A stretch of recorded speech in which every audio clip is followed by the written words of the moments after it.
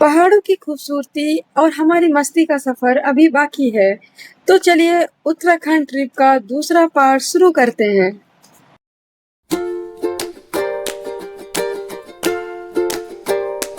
तुंगनाथ और चंद्रशिला का ट्रैक पूरा करने के बाद हम थोड़ी देर बाद यहाँ से ऋषिकेश के लिए निकल गए और करीब 10 बजे रात हम यहाँ ऋषिकेश पहुँच गए। हमने पहले ही सोच लिया था कि खाना ऋषिकेश पहुँचकर ही खाएंगे, इसीलिए सबसे पहले यहाँ के सबसे फेमस होटल, जो होटल का नाम है राजस्थानी जलपान गृह एवं भोजनालय, यहाँ पहुँचे। ये होटल हरिद्वार रोड त्रिवेणी घाट के पास पड़ता है।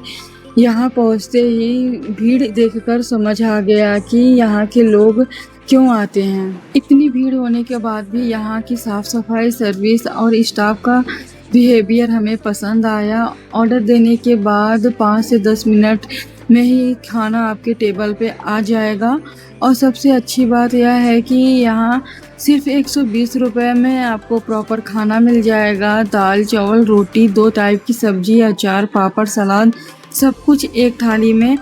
आप वीडियो में देख सकते हो, नीचे से लेके ऊपर तक लोगों की अच्छी खासी भीड़ थी।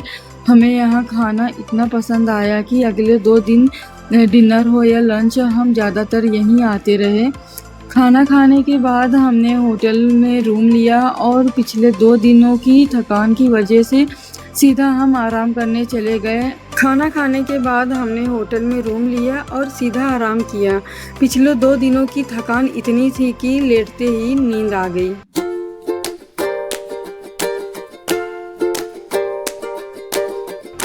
अगली सुबह सबसे पहले हम त्रिवेणी घाट पहुँचे।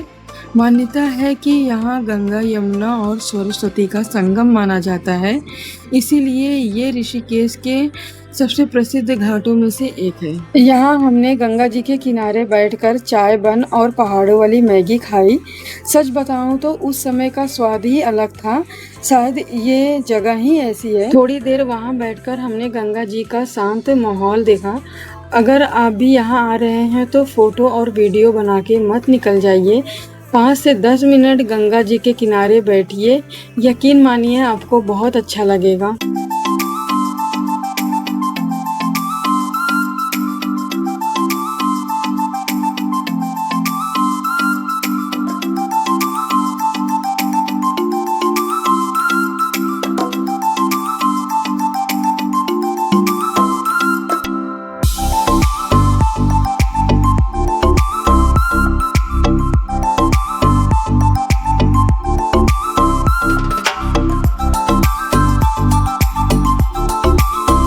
बाद हम वापस रूम पे आए, फिर तैयार हुए और निकल गए ऋषिकेश घूमने।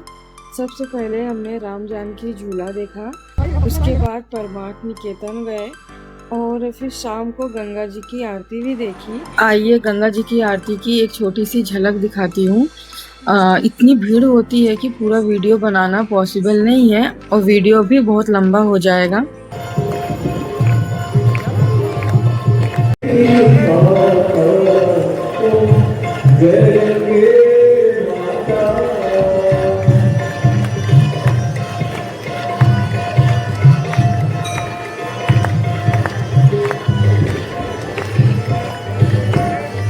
अगर ऋषिकेश आए तो गंगा जी की आरती देखने के बाद थोड़ी देर वहाँ जरूर बैठे। जल्दी जल्दी घूमने से ज़्यादा उस पल को महसूस करना, याद रखना रह जाता है। आज का दिन यहीं खत्म होता है। कल सुबह निकलेंगे हम नीलकंठ महादेव मंदिर दर्शन के लिए।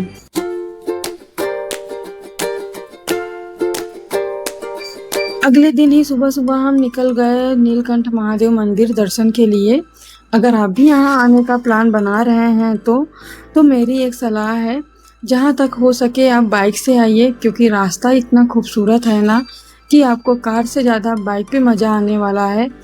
और आपके पास अगर बाइक या स्कूटी नहीं है तो ऋषिकेश में बुलेट, बाइक, स्कूटी आपको तीनों आसानी से रेंट पे मिल जाएगी। और हाँ, रेन कोट लेना बिल्कुल मत भूलिएगा। आप याद रखना, आप पहाड़ों में आए हो तो यहाँ पे बारिश कभी भी शुरू हो सकती है और मंदिर से काफ़ी दूर थी पार्किंग, इसीलिए थोड़ा पैदल चलने के लिए तैयार रहिए। जब हम पहुँचे तो काफ़ी भीड़ थी, क्योंकि सावन शुरू होने में 2 से 3 दिन ही बचे थे, इसीलिए ज़्यादातर यहाँ आपको कांवड़ लेके आए शिव भक्त ही देखने को मिलेंगे। नीलकंठ महादेव मंदिर भगवान शिव जी के सबसे प्रसिद्ध मंदिरों में से एक है। मान्यता है कि समुद्र मंथन के समय भगवान शिव जी ने विष पी लिया था, जिसकी वजह से उनका कंठ नीला पड़ गया था और तभी से उनको नीलकंठ कहा जाने लगा। मंदिर के बाहर समुद्र मंथन से जुड़ी मूर्तियां और चित्र भी बने हुए हैं, इसीलिए अंदर जाने से पहले उन्हें एक बार जरूर देखें। दर्शन करने के बाद हमने मंदिर में थोड़ा सा समय बिताया और कुछ फोटो और वीडियो भी बनाए और फिर वापस अपने बाइक की तरफ निकल गए। वापस आते समय हमने लेमन ट्री होटल के पास रुका, जहां एक ही जगह पे आपको burger king, Domino's, McDonald, KFC, pizza हट, खाने पीने की कई दूसरे ऑप्शन भी मिल जाते हैं। सबसे पहले हमने बर्गर किंग फ्रेंच फ्राई और मोजिटो कोल्ड कॉफ़ी ट्राई किया। उसके बाद डोमिनोज में पिज़्ज़ा भी खाया। अगर आप मुझसे पूछेंगे कि दोनों में से कौन से सबसे ज़्यादा पसंद आया, तो मुझे बर्गर किंग ही बोलूँगी। वहाँ का मुझे बर्गर ज़्यादा पसंद आया। डोमिनोज भी ठीक था, लेकिन बर्गर किंग का टेस्ट ज़्यादा अच्छा था। अगर आप दोनों जगह जा चुके हो तो कमेंट करके ज़रूर बताइएगा कि आपको बर्गर किंग ज़्यादा पसंद आया या डोमिनोज। और इसी के साथ हमारा चौथा दिन भी पूरा हो गया। अब मिलते हैं हम अगले दिन मसूरी की तरफ।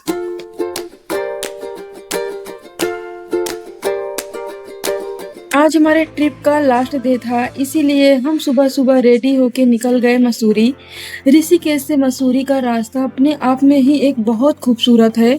पूरे रास्ते में कहीं पहाड़, कहीं जंगल, कहीं बादलों के बीच निकलती ये सड़क। कई जगह तो बिना प्लान के ही हमें गाड़ी रुकवानी पड़ गई। और रास्ते में हमने प्रकाशेश्वर मंदिर के दर्शन भी किए। इस मंदिर की सबसे खास बात यह है कि यहाँ आने वाले हर श्रद्धालु को चाय और खिचड़ी प्रसाद दिया जाता है और यहाँ कोई चढ़ावे की जिद नहीं की जाती। यहाँ चढ़ावे से ज़्यादा सेवा का महत्व दिया जाता है, इसीलिए यहाँ आकर बहुत अच्छा लगा। दर्शन करने के बाद हम आगे बढ़ गए। रास्ते में पहाड़ पे भुट्टा भी खाया।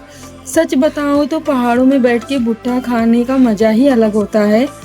और आगे जहाँ जहाँ व्यू हमें अच्छा मिला वहाँ हम रुकते गए। कभी फ़ोटो लिया, कभी वीडियो बनाया और बस थोड़ी देर वहीं रुक गए। कुछ जगह ऐसी होती है कि जहाँ कैमरे से ज़्यादा आँखों से देखना अच्छा लगता है। थोड़ी बहुत शॉपिंग भी की। हर जगह का वीडियो बना पाना पॉसिबल नहीं था, लेकिन जितना हो सका हमने आपको इस ट्रिप में दिखाने की कोशिश की। और इसी के साथ हमारा लास्ट डे ट्रिप का डे एंड होता है और अब अगले दिन घर लौटने की बारी थी।